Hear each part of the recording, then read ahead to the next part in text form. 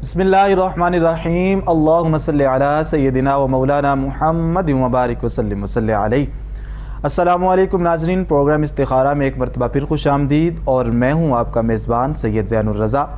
नाज़रीन, इस प्रोग्राम के अंदर आपकी लाइव कॉल्स, आपके मैसेजेस और आपके ख़ुतूत हमारे प्रोग्राम का हिस्सा होते हैं। आप इस प्रोग्राम के अंदर हमें लाइव कॉल्स करते हैं और फिर अपने मसाइल डिस्कस करते हैं। वो मसाइल खा रूहानी एतबार से हों, खा जिस्मानी एतबार से हों, तमाम दर हमारे साथ शेयर करते हैं और फिर यहाँ पर मौजूद उलमा व मशाइख और रूहानी शख्सियात आपके मसाइल का हल बताती हैं। नाज़रीन, आप फ़ील करते हैं किसी भी किस्म की कोई तकलीफ़ है, कोई परेशानी है, रूहानी एतबार से है या जिस्मानी एतबार से है, आप हमारे साथ शेयर कर सकते हैं, हमें बता सकते हैं। आपकी टीवी की स्क्रीन पर हमारा नंबर चल रहा है, वहाँ से आप नंबर नोट कीजिए और फिर हमें कॉल कीजिए। आपकी कॉल हमारे प्रोग्राम का हिस्सा होगी और फिर हम यहाँ पर जो हमारे साथ स्टूडियो में जो आलिम दीन मौजूद हैं, हम उनसे आपके मसाइल का हल पूछेंगे। आज जो हमारे साथ शख्सियत मौजूद है, मुमताज़ मजहबी स्कॉलर जनाब हज़रत अल्लामा मौलाना डॉक्टर वक़ास जाफ़र शमसी साहब। अस्सलामु अलैकुम डॉक्टर साहब। वालेकुम अस्सलाम व रहमतुल्लाहि व बरकातहू। डॉक्टर साहब कैसे हैं? खैर अल्लाह का करम है जनाब, शुक्र अल्लाह ताला का, बड़ा करम है। नाज़रीन, आज हमारे साथ PhD स्कॉलर मौजूद हैं और इल्म हिकमत के एतबार से भी आप बहुत ज़्यादा किताबें और उलूम में माहिर हैं। हम इनसे जितने भी जो आज के दौर के अंदर जो मसाइल हैं उनके हवाले से हम इनसे पूछेंगे और रहनुमाई लेंगे, क्योंकि बिलखुसूस आज और इस हफ़्ते के और इन 10 दिनों के जो अय्याम हैं ये हज से रिलेटेड हैं, कुर्बानी से रिलेटेड हैं। और फिर जो सबसे अहम बात कि नबी करीम सल्लल्लाहु अलैहि वसल्लम ने जब खुतबा हज्जतुल विदा दिया था तो उस वक़्त नबी करीम सल्लल्लाहु अलैहि वसल्लम ने बहुत से अखलाकी जो पहलू थे उस पर रोशनी डाली थी और बराबरी का हुक्म दिया था। तो अल्लामा साहब से सबसे पहले हम आगाज़ करते हैं कि खुतबा हज्जतुल विदा की अहमियत और इसकी फ़जीलत बताइए और उसके अंदर कौन कौन से पहलू थे जो नबी करीम सल्लल्लाहु अलैहि वसल्लम ने उजागर फरमाए थे। जी बहुत शुक्रिया। बिस्मिल्लाहिर्रहमानिर्रहीम। साहबज़ादा साहब, असल बात ये है कि जिस तरह आपने खुतबा हज्जतुल विदा की बात की है और उसके साथ साथ जो ये अयाम चल रहे हैं जी, ज़िलहज का महीना वैसे भी मोहतरम महीना, और ये वो मोहतरम महीना है जो जिसके अंदर ज़माना जाहलियत के अंदर भी अपना किताल करना और जंग व जदल करना ये ज़माना जाहलियत में भी ममनू था। तो इस हवाले से एक तो मैं खुतबा हज्जतुल विदा पे आने से पहले मैं 2-3 बातें जी बिल्कुल। एक तो ये याद रखिए कि सरकार दो आलम सल्लल्लाहु अलैहि वसल्लम जो दीन लेकर आई वही दीन है जो आदम अलैहिस्सलाम से लेके आका अलैहिस्सलाम तक पहुँचा, जिसका नाम इस्लाम है। और दीन हनीफ़ जिसको हम कहते हैं, जो हज़रत इब्राहीम अलैहिस्सलाम के साथ मंसूब है और जिसके बारे में कुरान पाक में भी है वह आला मिल्लत इब्राहीम हनीफ़ा, कि हमने सरकार दो आलम सल्लल्लाहु अलैहि वसल्लम को जो दीन दिया उसकी बुनियाद दीन हनीफ़ पर रखी है। यानी वो चीज़ें जो दीन हनीफ़ के अंदर मौजूद थी वो मिन्नो अन हमारे इस इस्लाम के अंदर मौजूद हैं। और जिस एतबार से आप बात कर रहे हैं तो मैं इस हवाले से आपको बताना चाहता हूँ कि ज़िलहज्जा के अंदर वो तमाम इबादात जमा हो जाती हैं और जिसका जो पीक है जिसकी आपने अभी तज़किरा किया वो सरकार दो आलम सल्लल्लाहु अलैहि वसल्लम का खुतबा हज्जतुल विदा। सुभान अल्लाह। तो अगर हम इस बात से देखें कि मिल्लत इब्राहीम जिसके ऊपर बुनियाद रखी गई थी दीन इस्लाम की, उसको अगर देखा जाए तो उसके अंदर 2 चीज़ें मुज़मिर हैं। एक, मिल्लत इब्राहीम की बुनियाद 2 चीज़ों पर है, नंबर 1 इबादात और नंबर 2 कुर्बानी जी। तो अगर आप इन अय्याम को देखें और इनके अंदर मौजूद इबादात को देखें कि हम नमाज तो सारा साल हम पर फ़र्ज़ है, हमा वक्त फ़र्ज़ है, जब तक ज़िंदगी है वो फ़र्ज़ रहेगी। उसके साथ साथ रोज़े जो है वो भी फ़र्ज़ होते हैं और वो रमज़ान में हम रोज़े रखते हैं, जैसे कुतिबा अलैकुमुस सियाम अल्लाह ताला ने कुरान पाक में हुक्म दिया। तो आप देखिए कि अरफा का रोज़ा रखना, तो इन 10 दिनों में हम अरफा का रोज़ा भी रखते हैं, यानी रोज़े की इबादत भी इसमें शामिल हो गई, नमाज भी हम पढ़ रहे हैं। और इन्फाक फ़ी सबीलिल्लाह, उसके अंदर चले माल खर्च करना हो तो जैसे हाजी जो है वो अपना माल खर्च करते हैं, या जो कुर्बानी हजरात जो कुर्बानी कर रहे हैं वो अपना माल खर्च करते हैं, जानवर ख़रीदते हैं। तो वो दोनों एतबार से इन्फाक फ़ी सबीलिल्लाह हो रहा होता है। اب آگے آ جائیے تو پھر جو لوگ ہم میں سے خوش قسمت لوگ جو اللہ تعالیٰ کے اس حکم کو بجا لانے کے لیے عرب جاتے ہیں اور وہ حجاز مقدس کے اندر حج کا فریضہ انجام دیتے ہیں، تو یہ چوتھی عبادت بھی اس میں شامل ہو جاتی ہے، اور پھر قربانی بھی کی جاتی ہے۔ تو اگر آپ دیکھیں تو ملت ابراہیم کی جو بنیادیں جن کو عبادات اور اس کی بنیاد قربانی پہ رکھی گئی تھی، وہ دونوں چیزیں اس کے اندر آپ کو ان 10 دنوں کے اندر مل جاتی ہیں۔ سبحان اللہ، اس لیے اللہ تعالیٰ نے سورہ فجر کے اندر جو شروع فرمایا کہ والفجر ولیال عشر، واہ، کہ مجھے قسم ہے فجر کی اور ان 10 راتوں کی۔ اب اس پہ اگر مختلف 36 اقوال کے قریب جو ہے وہ علماء نے اس پہ لکھا ہے، تفسیر مظہری کو پڑھیں، تبری کو پڑھیں، بے شمار آپ تفاسیر کو پڑھیں، تو مختلف اقوال اس کے اندر نقل ہیں۔ لیکن ایک جو قول میں آج آپ کے سامنے پیش کرنا چاہتا ہوں وہ یہ کہ سرکار دو عالم صلی اللہ علیہ وسلم نے جب یہ خطبہ دو حجۃ الوداع، یہ جب 10 ذی الحج کو جو فجر کی اذان کے لیے جو وہ پھوٹی تھی صبح، اس صبح کی اللہ تعالیٰ نے قسم فرمائی ہے، والفجر، اس فجر کی قسم۔ اور اس میں دیکھیں ولیال عشر، یعنی جب فجر پھوٹتی ہے تو آٹومیٹکلی اندھیرے چھٹ جاتے ہیں جی۔ تو اس سے علماء نے کہا اس سے مراد وہ فجر، وہ 10واں دن بھی ہے عید والا، اور اس کے ساتھ ساتھ آقا علیہ السلام نے فرمایا کہ یہ وہ رات، یعنی وہ یہ تاریکیاں تھیں جو سرکار دو عالم صلی اللہ علیہ وسلم کے سبب چھٹ گئیں، اور اللہ کے رسول کا جو نور نبوت تھا، جو نور رسالت تھا، وہ پھٹا اور ہر چہار داغ عالم میں جو ہے وہ روشنی پھیل گئی۔ جی۔ تو یہ جو 10 راتیں قبلہ، اس کے اندر عبادات اور قربانی جمع ہو جاتی ہے۔ اب آپ آتے ہیں آپ کے اس سوال کی طرف جو آپ نے کیا خطبہ حجۃ الوداع کے حوالے سے۔ دیکھیے سرکار دو عالم صلی اللہ علیہ وسلم نے صرف ایک ہی حج فرمایا، اور اپنی جو اسلامی زندگی یعنی 23 سالہ زندگی جو اسلام کی دعوت اسلام دینے کے بعد جو آقا علیہ السلام نے زندگی گزاری، اس میں آپ نے ایک حج فرمایا، اور یہ آخری حج تھا۔ اس کے بعد اگلے ہی سال سرکار دو عالم صلی اللہ علیہ وسلم اس دنیا سے تشریف لے گئے تھے۔ تو اگر آپ اس کی اہمیت کو دیکھیے، اس کی آپ کریڈیبلٹی کو دیکھیے کہ سرکار دو عالم صلی اللہ علیہ وسلم نے اس کے تمام مناسک کو ادا کیا، اور سب سے بڑا جو رکن اعظم ہے جس کو آپ میدان عرفات میں وقوف عرفہ کہتے ہیں، جس کے اندر حاجی، اور اس بات میں اپنا آپ دیکھیے ذرا ہم سب کے غور کریں کہ عرفہ کے دن آپ نے اس مقام پر صرف جمع ہونا ہے۔ سبحان، دیکھیں نہ آپ وہاں پہ نماز پڑھنے کی کوئی خاص ہدایات نہیں ہے کہ آپ نماز پڑھیں، آپ اس وقت جو ہے ذکر اذکار کریں، آپ فلاں دعا مانگیں، فلاں دعا مانگیں، فلاں ذکر کریں، ایسی کوئی پابندی نہیں ہے۔ بس صرف وقوف عرفہ کا لفظ آتا ہے، یعنی آپ نے وہاں پہ صرف قیام فرمانا ہے۔ اور سرکار دو عالم صلی اللہ علیہ وسلم نے فرمایا جو وقوف عرفہ نہیں کرتا، جو رکن اعظم ہے، تو پھر اس کا حج قبول نہیں ہوگا۔ اور اس بات پہ بھی ناظرین میں آپ کی توجہ دلانا چاہتا ہوں کہ اللہ تعالیٰ نے اور اس کے رسول نے وقوف عرفہ کتنی اہمیت کیوں رکھی ہے، کیونکہ اس مقام پہ حضرت آدم علیہ السلام اور حضرت اماں حوا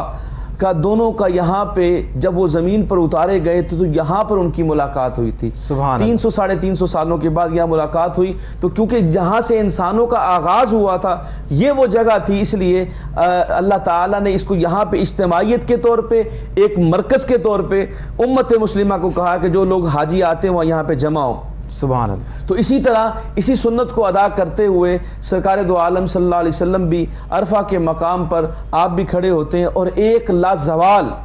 اور میں کہوں گا کہ وہ چارٹر پیش کیا جو انسانی زندگی کا چارٹر ہے، اور اس کو اگر آپ دیکھتے ہیں تو UN نے اپنا جو انسانی ہیومن رائٹس کا جو چارٹر ہے، اس کے جتنے بھی کانٹینٹس ہیں، جتنے بھی اس کی نکات ہیں، وہ سارے کے سارے اس سرکار دو عالم صلی اللہ علیہ وسلم کے خطبہ حجۃ الوداع کے اندر موجود ہیں۔ اور حضور اکرم صلی اللہ علیہ وسلم نے ایک ہماگیر جو ہے وہ خطبہ ارشاد فرمایا، جس کے بے شمار آپ پہلو نکلتے ہیں۔ میں 2-3 اس میں سے پھر آہستہ آہستہ ہم اس کے اوپر گفتگو کرتے رہیں گے۔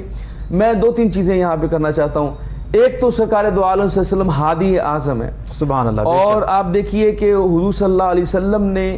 ہمیشہ پسے ہوا طبقہ، انحطاط والا، زبوں حالی والا، جو طبقہ پسا ہوا ہوتا ہے اور جو طبقہ نیگلیکٹ کیا جاتا ہے سوسائٹی کے اندر، سرکار دو عالم صلی اللہ علیہ وسلم نے اس کو ایڈریس فرمایا۔ بے شک۔ اور حضور اکرم صلی اللہ علیہ وسلم نے خصوصاً عورتوں کے اور ماتحتوں کے حوالے سے جو گفتگو فرمائی وہ بڑی ہی کمال ہے، کہ حضور صلی اللہ علیہ وسلم نے فرمایا یہ عورتیں اللہ کے نام پر تمہارے لیے حلال کی گئی ہیں، لہٰذا ان کے حوالے سے میں تمہیں خبردار کرنا چاہتا ہوں کہ ان کے حوالے سے خبردار رہیے گا، ان کے حقوق کا خیال رکھیے گا۔ یہ آقا علیہ السلام نے انسٹرکشنز دی، اور اس کے ساتھ حضور نے فرمایا اپنے ماتحتوں، اپنے غلاموں کے ساتھ حسن سلوک کرنا ہے۔ اور اس کی مثال کیا دی؟ حضور نے فرمایا جس طرح تو جو تم پہنتے ہو وہ ان کو پہناؤ، جو تم کھاتے ہو ان کو کھلاؤ۔ تو اس سے بڑھ کر اور پھر کیا جو آج بات کی جاتی ہے ہیومن رائٹس کی، اور آج بات کی جاتی ہے ایکویلٹی آف ہیومینٹی کی، کہ ایکول انسانیت کے اعتبار سے نہ برابری ہونی چاہیے، جیسے آقا علیہ السلام نے یہاں پہ فرما بھی دیا تھا کہ کوئی کسی گورے کو کسی کالے پر، اور کسی کالے کو کسی گورے پر، کسی اجمی کو کسی عربی پر، کسی عربی کو کسی اجمی پر کوئی فوقیت نہیں ہے۔ اور ان اکرمکم عند اللہ اتقاکم، تم میں سے بہترین شخص وہ ہے جو تقوی میں بہتر ہے۔ تو آقا علیہ السلام نے بلا امتیاز تمام نسلی تعصبوں کو، تمام لسانی تعصبوں کو، تمام یہ جو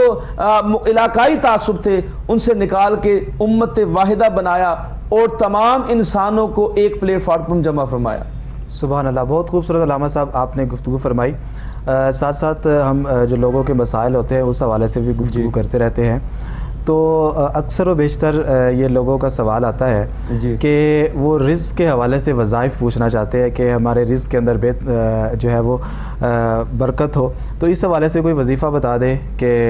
جو ہمارے ناظرین ہیں وہ پڑھتے رہیں اور اللہ تعالیٰ ان کے رزق کے اندر اضافہ فرماتا رہے۔ صاحب اس میں جو اصل بات ہے وہ یہ ہے کہ جو میں جب بھی اکثر پروگرام میں کبھی شرکت کی استخارہ پروگرام میں، تو اس میں بھی میں نے یہ بات اکثر میں کہتا تھا کہ جو جتنے بھی یہ وظائف ہیں ان کا تعلق جو ہے وہ انسان کے اپنے مشاہدے اور تجربے کے ساتھ ہے۔ جی بے شک بے شمار علماء کے، آپ اللہ کے ولیوں کے آپ وظائف سنیں گے، اس کے علاوہ صحابہ کرام سے، تابعین سے، ایون سرکار دو عالم صلی اللہ علیہ وسلم کے ساتھ منسوب بے شمار وظائف آپ کو ملتے ہیں۔ بے شک۔ تو یہ میں کہنا یہ چاہتا ہوں کہ میں ناظرین کو یہ بتانا چاہتا ہوں کہ جتنے بھی وظائف ہوتے ہیں یہ ایک موٹیویشنل پاور ہوتے ہیں، یعنی یہ اس چیز کو ابھارتے ہیں۔ اصل چیز جو ہوتی ہے وہ وظائف کے ساتھ فرائض کی ادائیگی ہے۔ بالکل، اگر فرائض نہیں ہے تو پھر آپ کے وظائف جو ہے نا وہ آپ کے کام نہیں آئیں گے۔ ہمیشہ ہم شارٹ کٹس ڈھونڈنے کی کوشش کرتے ہیں، آپ دیکھتے ہیں اپنی لائف کے اندر مختلف لوگ جو ہے وہ ہر قسم سے جس کا تعلق جس مرضی شعبہ ہے زندگی کے ساتھ ہے، کسی بھی پروفیشن کے ساتھ ہے، وہ یہ سمجھتا ہے کہ میں کوشش کروں کہ کسی نہ کسی طریقے سے کوئی شارٹ کٹ مل جائے کامیابی کا، منزل پہ پہنچنے کا۔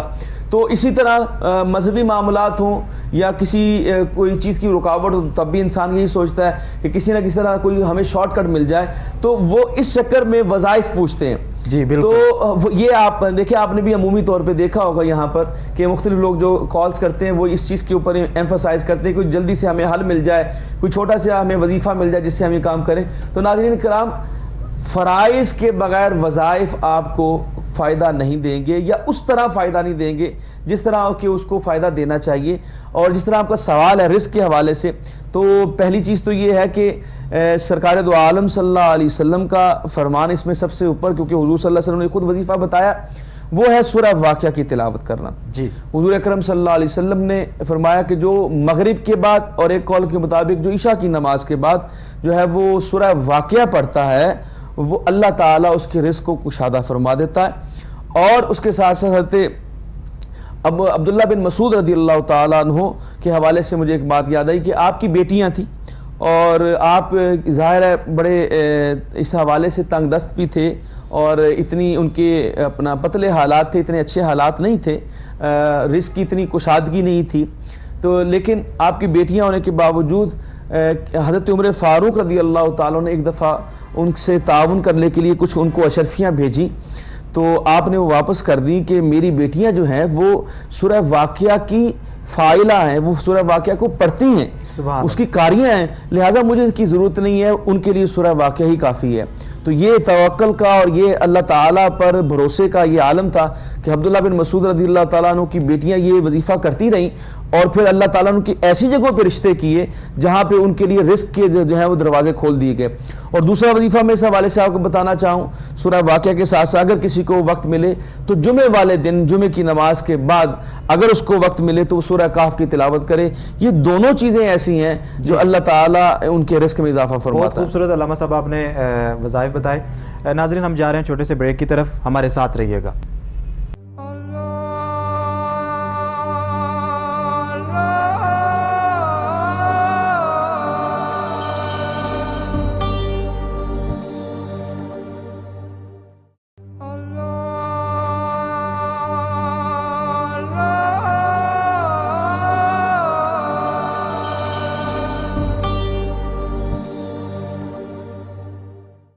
ویلکم بیک ناظرین، آپ دیکھ رہے ہیں پروگرام استخارہ اور اس پروگرام کے اندر آپ کی لائیو کالز ہمارے پروگرام کا حصہ ہوتی ہیں۔ ناظرین، آپ کے ٹی وی کی سکرین پر ہمارا نمبر چل رہا ہے، وہاں سے نمبر نوٹ کیجئے اور ہمیں کال کیجئے۔ ڈاکٹر صاحب موجود ہیں جو آپ کے مسائل کا حل بتائیں گے۔ آپ نے ان کی گفتگو سماعت کی، بہت ہی جہاں فضا آپ کی گفتگو تھی اور جس طرح آپ وظائف بتا رہے تھے،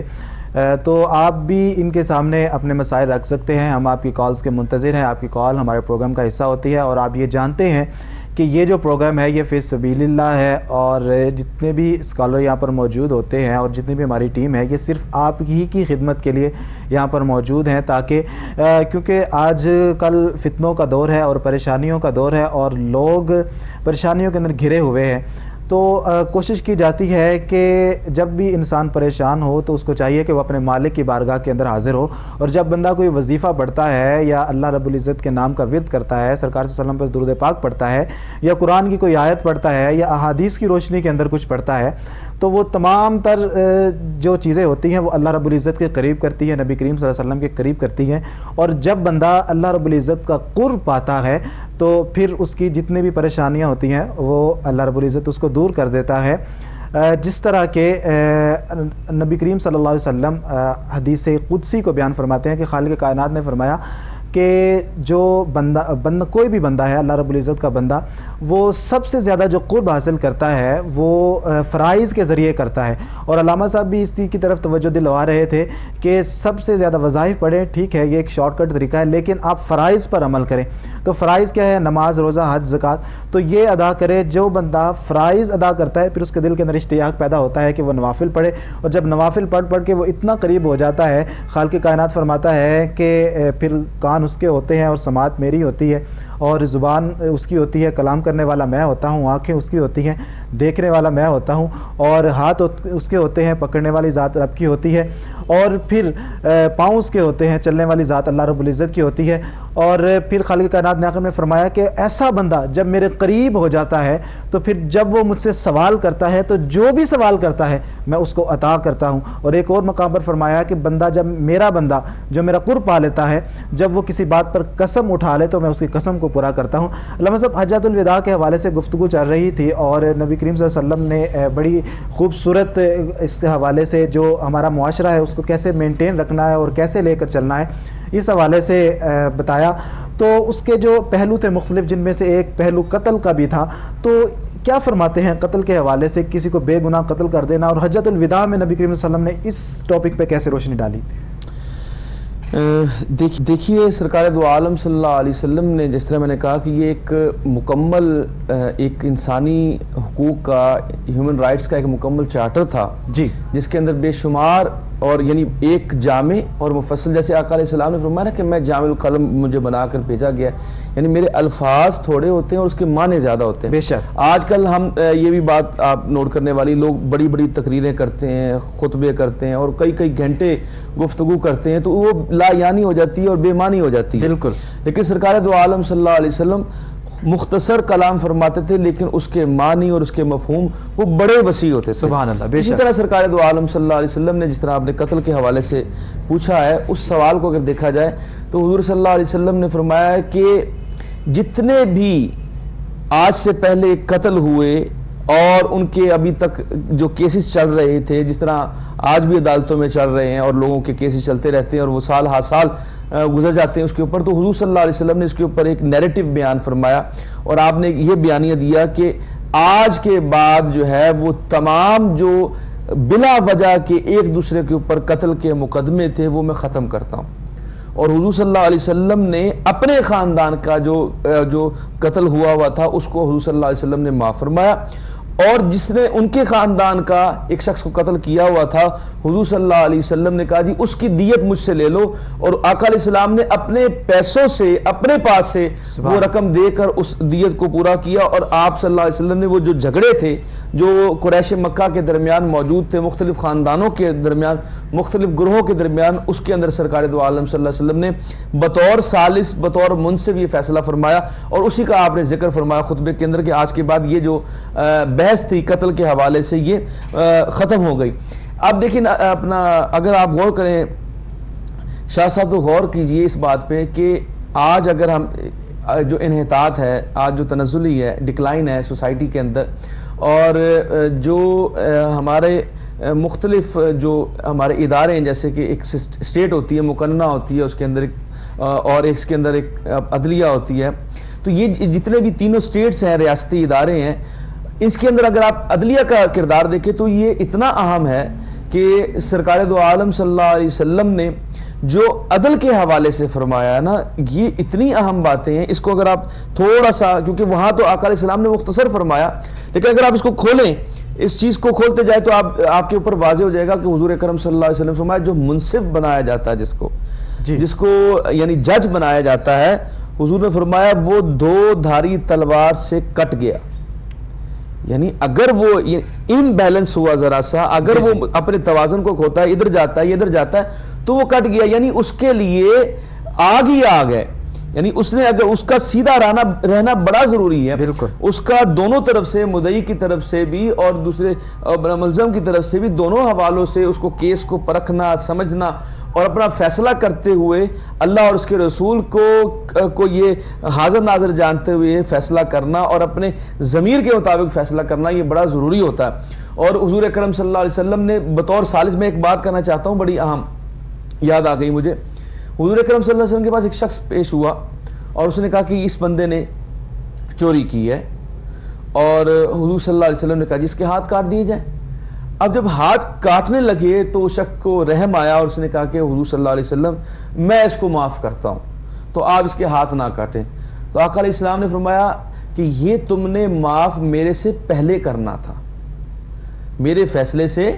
پہلے کرنا تھا. اب میں نے فیصلہ سنا دیا ہے، لہٰذا اب اس کے ہاتھ کاٹے جائیں گے. یہ بڑی اہم بات ہے کہ جو جج ہوتا ہے اس کے سامنے جب فیصلہ رکھ دیا جاتا ہے اور جن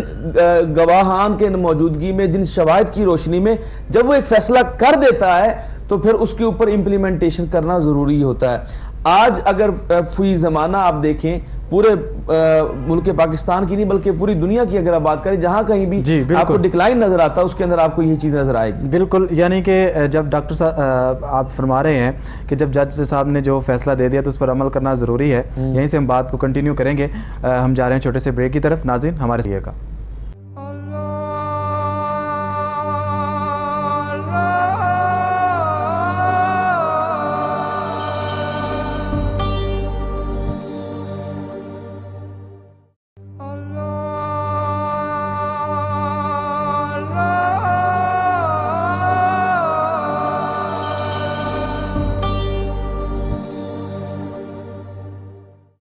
ویلکم بیک ناظرین، آپ دیکھ رہے ہیں پروگرام استخارہ، اور اس پروگرام کے اندر آپ کی لائیو کالز ہمارے پروگرام کا حصہ ہوتی ہیں. اس میں آپ ہمارے ساتھ روحانی اور جسمانی مسائل ڈسکس کرتے ہیں. ناظرین آج بہت ہی اہم ٹاپک حجۃ الوداع کا جو خطبہ نبی کریم صلی اللہ علیہ وسلم نے ارشاد فرمایا تھا، اس حوالے سے گفتگو چل رہی ہے، اور اس کے جتنے بھی پہلو ہیں ایک ایک پہلو جو ہے وہ ہم آپ کے سامنے رکھ رہے ہیں، ڈسکس کر رہے ہیں اس کو، تاکہ یہ جو نبی کریم صلی اللہ علیہ وسلم نے ارشاد فرمایا تھا اور نبی کریم صلی اللہ علیہ وسلم نے جو خطبہ ارشاد فرمایا تھا، اس کے جتنے بھی پہلو ہیں وہ ہم ازبر کر لیں اور اس پر عمل کریں، اور اس خطبہ کو جو ہے وہ پوری دنیا کے اندر، چاہے وہ اسلام کے ماننے والے ہیں یا نہیں ہیں، وہ اس کو تسلیم کرتے ہیں اور اس سے سبق حاصل کرتے ہوئے اس کو اپنی جو زندگی کے اندر شامل کرتے ہوئے اپنی زندگیوں کو حسین بنا رہے ہیں، اپنی جو اسٹیٹ ہے، ان کا جو معاشرہ ہے، اس کو حسین تر بنا رہے ہیں. علامہ صاحب، آپ قتل کے حوالے سے گفتگو کر رہے تھے، اور اس کے ساتھ ہی آپ دوسرا جو ایک پہلو تھا، نبی کریم صلی اللہ علیہ وسلم نے سود کے حوالے سے بھی منع فرمایا تھا. تو کیا فرماتے ہیں کہ سود کے حوالے سے اسلام کیا کہتا ہے، اور خطبہ حجۃ الوداع کی روشنی کے اندر، نبی کریم صلی اللہ علیہ وسلم کی فرامین کی روشنی کے اندر آپ کیا فرماتے ہیں؟ یہ بڑا اہم آپ نے کوشچن کیا جی، اور یہ آج فی زمانہ اس کی ضرورت بھی ہے. دیکھیں، سرکار دو عالم صلی اللہ علیہ وسلم نے خطبہ حجۃ الوداع کے موقع پر سود کی تمام ادائیگیوں کو کالعدم قرار دیا تھا جی. اور حضور صلی اللہ علیہ وسلم نے سب سے پہلے فرمایا کہ حضرت عباس بن عبد المطلب جو حضور کے چچا تھے، ان کا سود میں معاف کرتا ہوں. یعنی آپ نے اپنے گھر سے آغاز فرمایا اور کہا کہ میں اس کو ختم کرتا ہوں، اس کو معطل کرتا ہوں. آج کے بعد سودی کاروبار اور سود کے اوپر مشتمل جو ہے جتنے کام ہیں ان کو میں کالعدم قرار دیتا ہوں، اس کے مقابلے میں تجارت کو بڑھانے کا جو ہے وہ حکم دیتا ہوں۔ تو آقا علیہ السلام نے سود کو جو ہے وہ بالکل کالعدم قرار دیا، اور قرآن پاک میں بارہا مرتبہ اس کا ذکر بھی آیا۔ اور شاہ صاحب اس میں بڑی جو سوچنے کی بات کی ہے اور یہ المیہ ہے کہ حضور اکرم صلی اللہ علیہ وسلم نے یہ پریڈکشن فرمائی تھی، پیشین گوئی فرمائی تھی کہ قرب قیامت جو ہے وہ جو دجال کا نظام ہوگا، جو دجل کا نظام ہوگا، اور دجل کے اگر آپ معنی دیکھیں تو اس کا مطلب وہ دھوکہ دینا جی، اور دھوکے کے معنی ہوں گے۔ اور کیونکہ آج آپ کو فریب اور ایک سراب نظر آتا ہے پوری دنیا کے اندر، تو وہ وہی سراب ہے جو جس کی طرف یہ دنیا بڑھ رہی ہے، اور اس کے اندر جو ہے وہ حضور کا یہ فرمان کہ دجال کے آنے سے پہلے پوری دنیا کے اندر سود کا نظام رائج ہوگا۔ آج آپ دیکھتے ہیں کہ کوئی ڈائریکٹلی یا انڈائریکٹلی جو ہے وہ سود کے اندر انوالو ہے، اور اس کی بھی پریڈکشن آقا علیہ السلام نے فرمائی تھی۔ حضور صلی اللہ علیہ وسلم نے فرمایا تھا کہ قرب قیامت جو سود سے بچے گا بھی، اس کے اوپر بھی سود کے گرد و غبار پڑے گا۔ یعنی جیسے آپ سفر پہ جا رہے ہوں، سڑک کنارے پہ ساتھ ساتھ جا رہے ہوں، آپ نہیں چاہتے کہ آپ کے اوپر چھینٹے پڑیں، کیچڑ آپ کے اوپر پڑ جائے، یا آپ کے اوپر مٹی پڑ جائے، یا دھواں لگ جائے، لیکن جب آپ اس رستے سے گزریں گے تو آٹومیٹکلی آپ گھنٹے ڈیڑھ گھنٹے بعد، اور ویسے پاکستان کی سڑکوں کے جیسے حال ہے، آپ دیکھیں گے کہ اس کے اندر فوراً ہی آپ کو نظر آئے گا کہ آپ کے کپڑے جو ہے وہ گندے ہو چکے ہوں گے، آلودہ ہو چکے ہوں گے۔ تو یہی معاملہ سود کا ہے کہ جو لوگ سود سے بچنا بھی چاہتے ہیں تو انڈائریکٹلی ان کے پاس جو ہے وہ سود کی انوالومنٹ آ جاتی ہے۔ آج ٹوٹل بینکنگ سسٹم جو ہے وہ سود کے اوپر پڑ رہا ہے، اور آج اگر آپ پاکستان کے حوالے سے بات کریں یا انڈر ڈیولپنگ کنٹریز کے حوالے سے بات کریں تو وہاں بھی جو سود کا شکنجہ وہ اتنا کسا ہوا ہے کہ ہر بندہ جو ہے یا ہر ملک جو ہے وہ اس کے اندر انوالو ہے، اور ہر بندہ اس میں پھنسا ہوا ہے۔ اور میں اس میں ایک اہم بات دیکھیے، یہ کچھ چیزوں کو ہم بڑا لائٹ لیتے ہیں۔ دیکھیں سرکار دو عالم صلی اللہ علیہ وسلم یا اللہ اس کے رسول نے جو نظام دی ہے نا، اس نظام کے ایک پلر میں سے ایک معاشی نظام بھی ہے جی، اور یہ مت بھولیے، قوم یہ سمجھتی شاید ہم پر یہ بات لگائی جاتی ہے کہ جی اسلام کا تو معاشی نظام ہی کوئی نہیں، اسلام کا کوئی سیاسی نظام ہی نہیں۔ یہ بالکل غلط بات ہے۔ اسلام کا معاشی، سیاسی اور معاشرتی نظام موجود ہے، اور حضور صلی اللہ علیہ وسلم نے سود کے حوالے سے کیا کیا، جو سود کھاتے ہیں لکھتے ہیں، حضور نے ایک تو یہ فرمایا سود کو لکھنے والا، سود کو دینے والا، سود کو لینے والا، سارے کے سارے حضور نے فرمایا کہ لاہما فی النار، وہ سب جہنمی ہیں۔ اور تیسرے نمبر پہ جو حضور صلی اللہ علیہ وسلم نے فرمایا کہ سود کے 70 درجے ہیں، یعنی 70 گناہ ہیں، اس کے درجے ہیں۔ اور حضور صلی اللہ علیہ وسلم کے اتنے سخت الفاظ ہیں کہ اگر میں یہ جب پڑھتا ہوں یا جب مجھے یاد آتا ہے تو میرے رونگٹے کھڑے ہو جاتے ہیں کہ حضور نے فرمایا 70 درجے ہیں، اور اس میں سب سے ادنا درجہ یہ ہے کہ اپنی والدہ کے ساتھ نکاح کرنا، اپنی والدہ کے ساتھ زنا کرنا، یہ سود کا سب سے کم تر درجہ ہے۔ تو بحیثیت قوم، بحیثیت مسلمان، من حیث القوم ہمیں سوچنا چاہیے کہ اس کی طرف کوئی راہ نکلتی ہے تو اس کو نکالیں، جہاں تک جان چھوٹتی ہے اس سودی نظام سے تو ہمیں چھڑانی چاہیے۔ جی علامہ صاحب، آپ نے بڑی ہی عمدہ وضاحت فرمائی۔ اچھا، ایک پہلو یہ بھی تھا کہ تکبر اور غرور کو نبی کریم صلی اللہ علیہ وسلم نے اس کی سرکوبی کی، اور پھر جس طرح کے فرمان مشہور ہے کہ جو گورا ہے اس کو کالے پر اور عربی کو عجمی پر فضیلت نہیں ہے، تو اس حوالے سے کیا فرماتے ہیں آپ؟ یہ بڑی اہم ہے۔ یہ حضور صلی اللہ علیہ وسلم نے شروع میں جب خطبہ ارشاد فرمایا، اللہ تعالیٰ کی حمد و ثنا کے بعد سب سے پہلے آپ نے اسی چیز کا ذکر فرمایا کہ میں انسانی وقار کو، یعنی انسانی جو سیلف ریسپیکٹ ہے، یہ بڑی اہم چیز ہے۔ اور یہ حضور صلی اللہ علیہ وسلم نے انسانی وقار اور عظمت کو بیان کرتے ہوئے فرمایا کہ میں ڈگنیٹی جو ہے، انسان کی رسپیکٹ جو ہے وہ بڑی ضروری ہے، اور اس کا تعلق اس کے مذہب کے ساتھ نہیں ہے، اس کا تعلق ایز اے انسان، انسانیت کے ساتھ ہے۔ کہ حضور صلی اللہ علیہ وسلم نے اس کے اوپر کیٹیگوریکلی یہ فرمایا کہ انسان کا وقار جو ہے، اس کی عظمت جو ہے وہ یہ ہے کہ تم سب آدم کی اولاد ہو اور آدم مٹی سے بنے تھے، یعنی کوئی تفریق نہیں ہے، کوئی گورا، کالا، عجمی، عربی، کوئی تفریق نہیں ہے، سب ایز اے انسان برابر ہیں۔ ہاں اگر کوئی فرق ہے، اگر کوئی عظمت کے پہلو ہیں، اگر کوئی اللہ کے ہاں قرب کے پہلو ہیں، اگر اللہ کے ہاں کوئی درجہ ہے تو ان اکرمکم عند اللہ اتقاکم، وہ صرف تقوی کی بنیاد پر ہے۔ اور پھر آقا علیہ السلام نے فرمایا آج میں یہ جو غرور جو تم نے بت بنائے ہوئے ہیں، غرور کے، تکبر کے، نخوت کے، حضور نے فرمایا یہ آج میں اپنے پاؤں کے تلے روند رہا ہوں، یہ ساری تکبر اور نخوت کو ختم کر رہا ہوں۔ آج میں انسان کو وہ وقار دے رہا ہوں، آج انسان کو وہ ڈگنیٹی دے رہا ہوں، وہ شہرت دے رہا ہوں، وہ عزت دے رہا ہوں جس کا انسان حقدار ہے، جو اشرف المخلوقات ہونے کا حقدار ہے، اس کے یہ سوشل نارمز ہوں گے، وہ اس کے یہ کریکٹرسٹکس ہوں گے، اس کا یہ کردار ہوگا، وہ سرکار دو عالم صلی اللہ علیہ وسلم نے اس کی وضاحت فرمائی ہے۔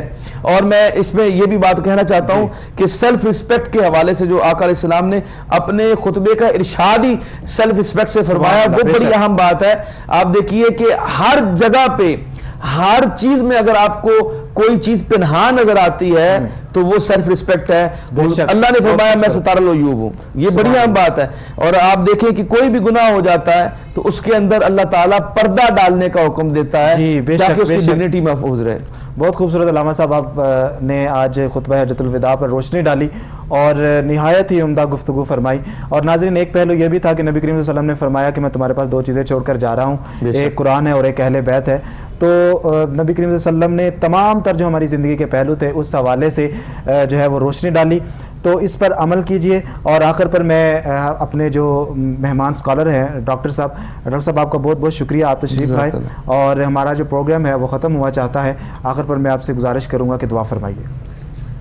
اللہم صلی علی سیدنا مولانا محمد وعلی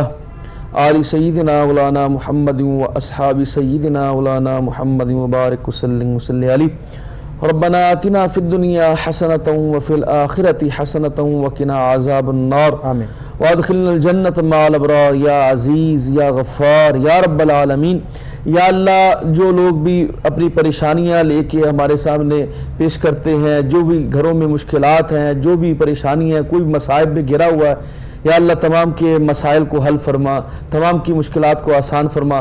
ہماری زمینی آسمانی آفات و بلیات سے ہمیں محفوظ فرما، ہمارے رزق میں، ہمارے عمل میں، ہماری عمر میں، ہمارے گھروں میں اور ہمارے ملک میں برکتیں اور فضائل اپنے فضیلتیں نازل فرما، اپنا فضل و کرم فرما اور تمام قسم کی مصائب کو ہم سے دور فرما، امت مسلمہ کی خیر فرما، پاکستان کی خیر فرما، سرکار دو عالم صلی اللہ علیہ وسلم کی محبت میں اور اطاعت میں زندگی بسر کرنے کی توفیق عطا فرما۔ ربنا تقبل منا انک انت السمیع العلیم وتب علینا انک انت التواب الرحیم، وصلی اللہ تعالی علی خیر خلقہ سیدنا مولانا محمد وصحبہ اجمعین برحمتک یا